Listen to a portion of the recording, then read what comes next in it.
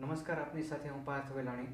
હળવદના શક્તિનગર ગામ પાસે અમદાવાદથી મોરબી બાજુ નાર્કોટિક્સ મેફેડ્રોન નામનું ડ્રગ્સને સપ્લાય કરી અને મોરબી તરફ લઈ જવામાં આવતું હતું અને એને હળવદના શક્તિનગર ગામ પાસે એસઓજીની ટીમે રંગે હાથે ઝડપી લીધું હતું.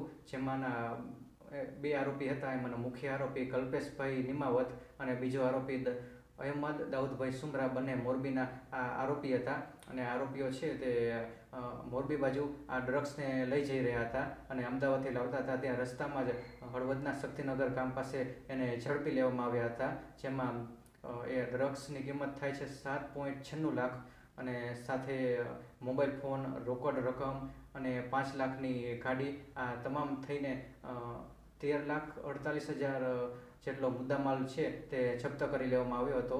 અને નાર્કોટિક્સ એક્ટની કલમ મુજબ આ બંને આરોપીઓ પર કાર્યવાહી નોંધવામાં આવી હતી અને એસઓજીની ટીમને આ જે ડ્રગ્સ સપ્લાય કરતા આ બંને આરોપીને ઝડપી લેવામાં ખૂબ સારી સફળતા મળી હતી.